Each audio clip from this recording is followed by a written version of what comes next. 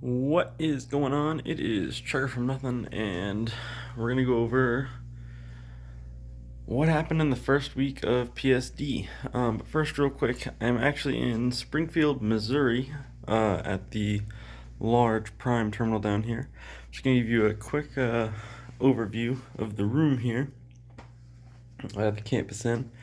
If you're going through Prime PSD, this is most likely where you'll be staying, or the Econo Lodge across the street. I did stay at the Econo Lodge last night. It is not as nice, but it's okay. So, there's your door.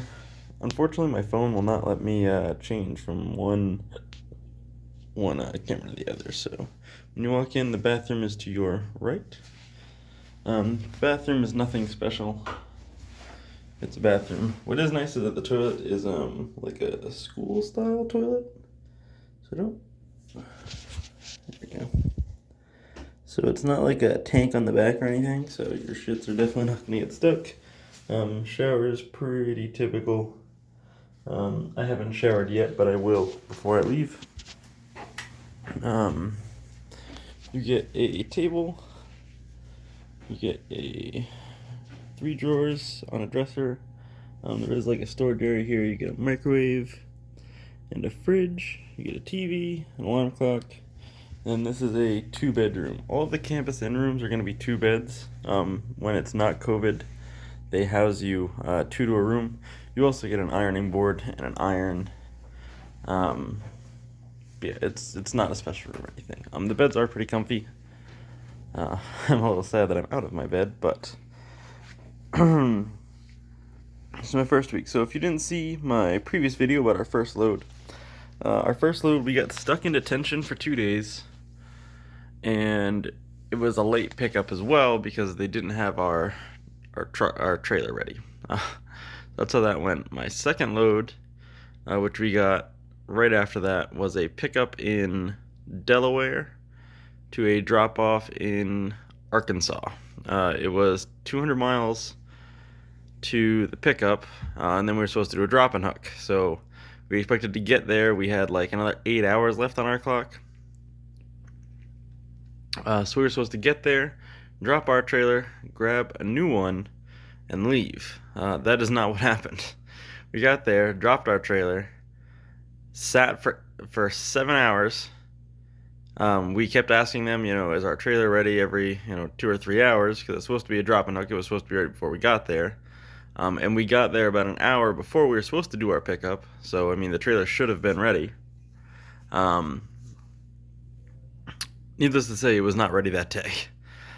We left to go to a place where we could park, get food, and their bathrooms, there were porta potties, and they locked them at night, so we weren't going to stay there. So we left to go to a nearby gas station that was open 24 hours, and they were cool with us parking there because we were just a bobtail at the time.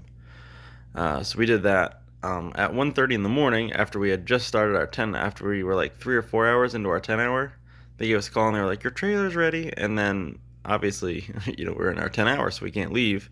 So when we finally got there at like 7 in the morning, I think, 6, 7 in the morning, they were pissed.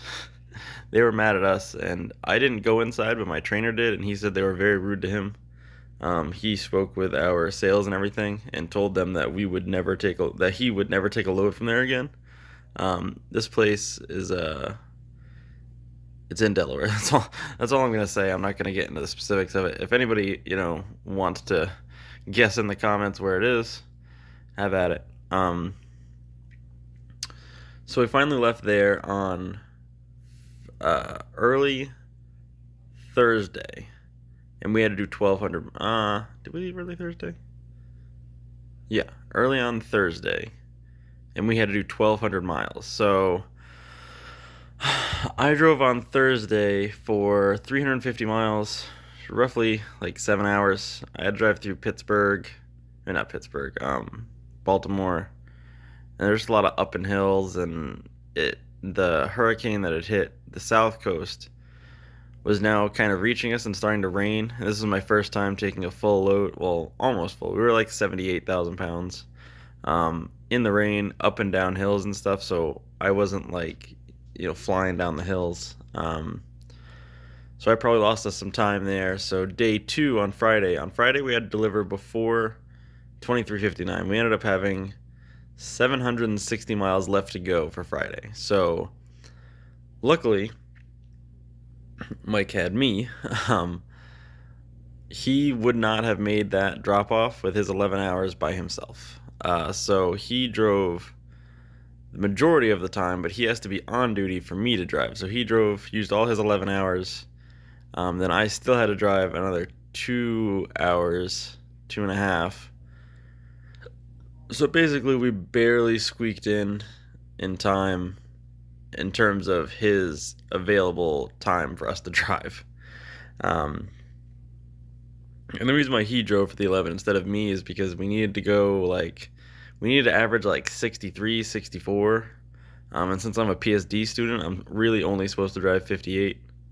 So we would not have made it if I had drove, but because he drove faster than I could have, and then I drove my extra 2 hours, we did make it there. So that went okay. And for anybody curious to know how much you really get paid for these types of loads, so it was 1,200 miles plus the 200. We got paid, and I can see, since he's a lease driver, I can see how much he gets paid, and he's pretty open about it. He got paid $1,800 plus he's gonna get paid detention. And oh, one thing I forgot to mention. So we're halfway there. This is on Friday. We're almost to Arkansas. And then they reroute us and say, oh, they want it in Joplin, Missouri instead, which is not like a huge far distance out of the way. But they ended up paying him a little bit extra. I think it bumped up the pay to like $2,000 plus the detention from earlier. So he got paid like $2,500 for 3 days work. Well, 2.5 really, depending on how you want to space it out.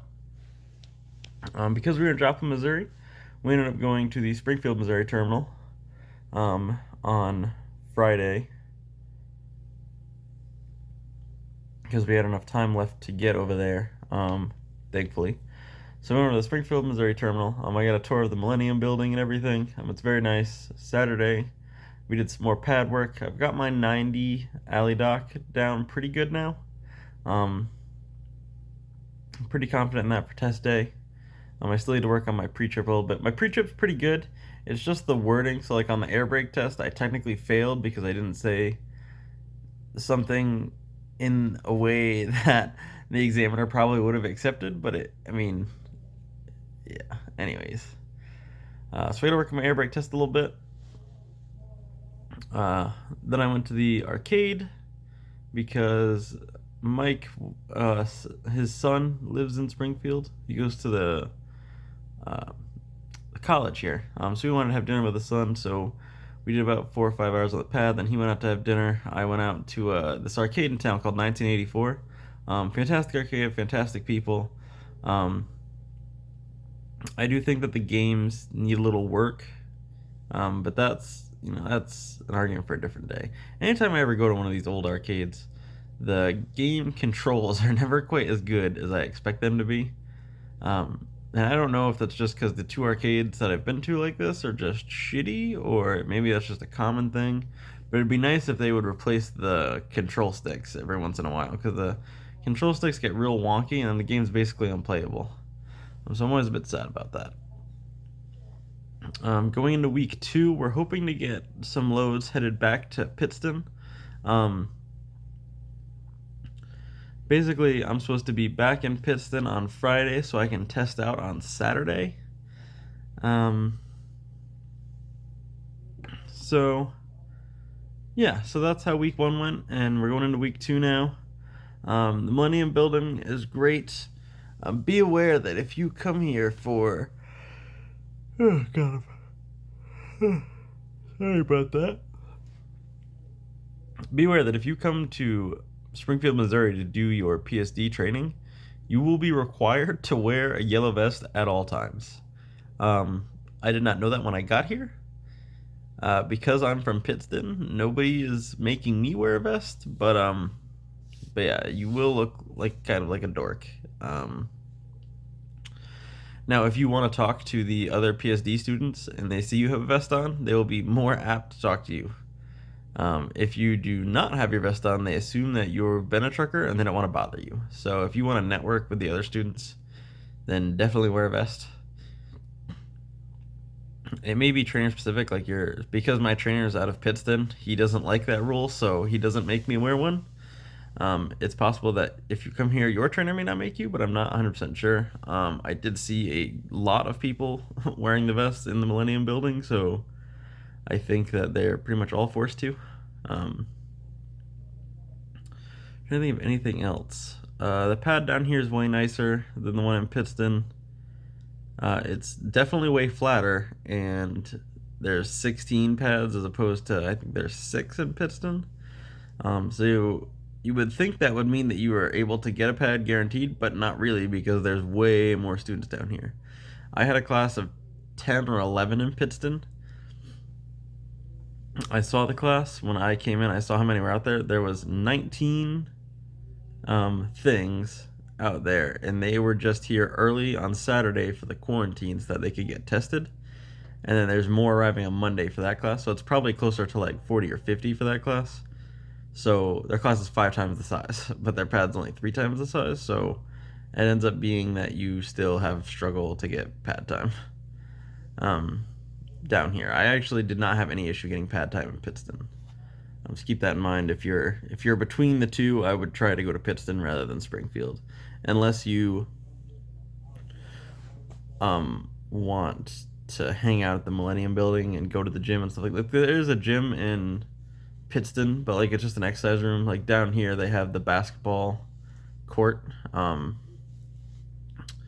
they have billiards tables. They have 2 billiards. You have to pay for billiards tables, but they do have 2 of them, and they do have a little cinema here.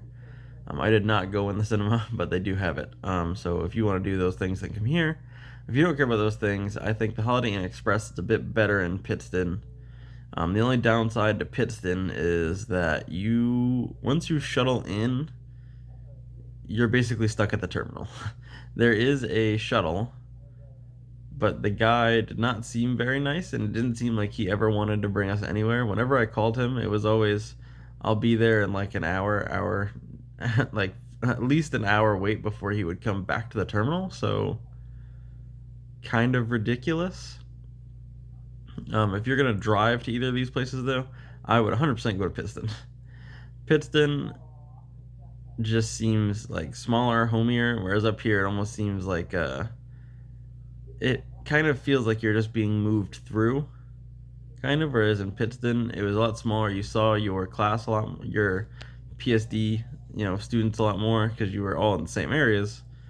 And if you go to Pittston, I don't think that you have to share rooms. The Holiday Inn Express I was in, we got a single bedroom. I'm not sure if they have double bedrooms in there. Whereas the Campus Inn, every room is a double bed. You won't share a bed right now because of COVID, but if you're coming later, you're like guaranteed to share a room with somebody else. So keep that in mind. Yeah. So if you guys have any other questions, feel free to leave them down below, and I will give an update after week 2, but before I take my test. And I will talk to you then. Have a great week, and stay safe.